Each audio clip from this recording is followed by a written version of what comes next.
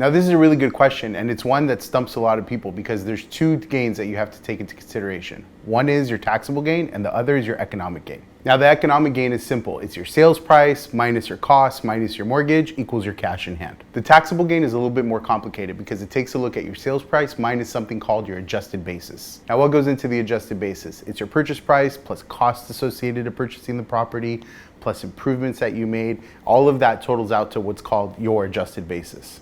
So let's say you bought your home for $500,000, you add $10,000 of costs, and you put about $90,000 adding a bedroom.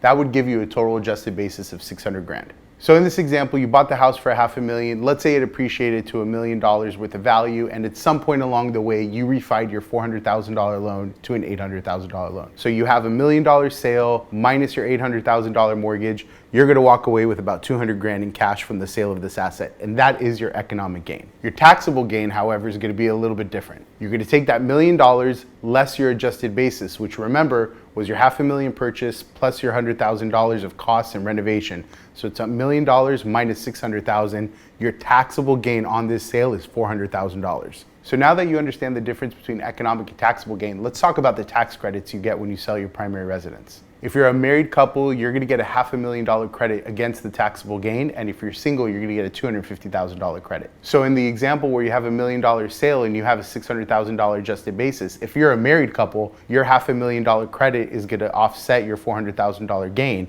If you're a single person, however, you're only gonna get $250,000 against that $400,000, so you're gonna pay taxes on $150,000.